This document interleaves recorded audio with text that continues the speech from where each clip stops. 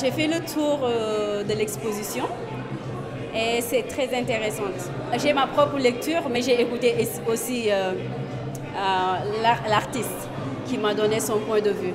Et je pense que les deux sont un peu différents, mais ça se rejoint au bout, à la fin.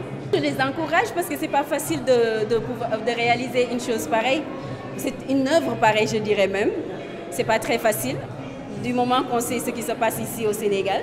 Et on ne te facilite pas les choses déjà. Mais ils ont tenu beau depuis longtemps et je pense que ce n'est pas le travail bâclé du moins. Ce n'est pas un travail qu'ils ont abattu pour une semaine, 2 semaines. Mais c'est un travail mûrement étudié et réfléchi. Et c'est à encourager. C'est vraiment merveilleux, vu que je suis artiste plasticien, sorti de l'école des arts promo 2000-2005, avec l'évolution de l'art venant de l'art à plat, l'art en relief, jusqu'à l'art virtuel.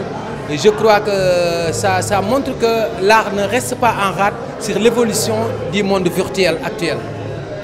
Je suis vraiment touché, je suis vraiment touché, et surtout que les thèmes étaient des thèmes sensibles, portant surtout sur notre emblème national, William Ponty, qu'on venait de faire l'ensemble populaire le dimanche passé. C'était pas évident qu'on le réussisse, mais c'est vraiment, machallah, c'est l'émotion. Je suis très émue de voir des images d'une localité que je connais, mais au final que je ne connais pas assez, je crois.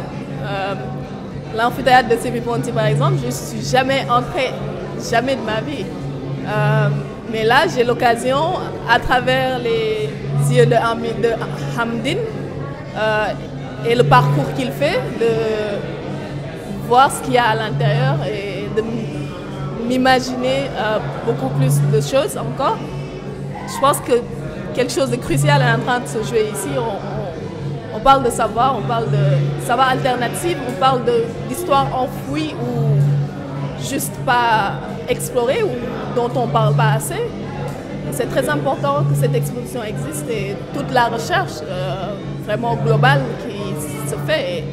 C'est l'occasion de féliciter Kortiosan, Stéphane, Hamdine. C'est vraiment incroyable. Ouais, je suis sûre que beaucoup d'autres choses très bien vont résulter de ça. Yeah. Moi, je trouve que c'est dommage que cette école soit à l'abandon. Parce que moi, je suis Nigérien et le premier président de mon pays a étudié là-bas, quoi. Et je trouve que c'est vraiment dommage qu'une telle école soit à l'abandon, quoi. Je tiens aussi à féliciter tous ceux qui ont l'idée de faire ce parcours et qui essayent aussi d'améliorer les choses ou d'amener les gens à poser des questions, à faire des débats autour de ces sujets en fait. Et je trouve que c'est vraiment génial, quoi. Bonne continuation. J'ai eu l'occasion d'assister à l'Assemblée populaire qui s'est tenue le 1er décembre et donc je suis ravie de voir maintenant la restitution du travail des 2 artistes.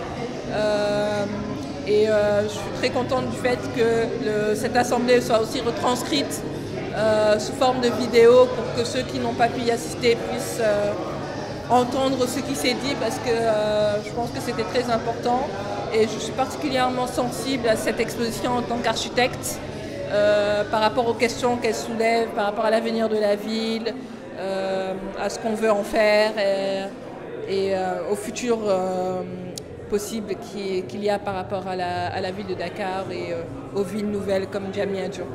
Quand nous avons vu Sébi Ponty, l'école, on avait les larmes aux yeux vu le tableau qu'on pose sur l'autoroute et ce qu'il y a vraiment, c'est diamétralement opposé. Il y a des ruines et quand on a vu l'université du futur africain aussi, pareil.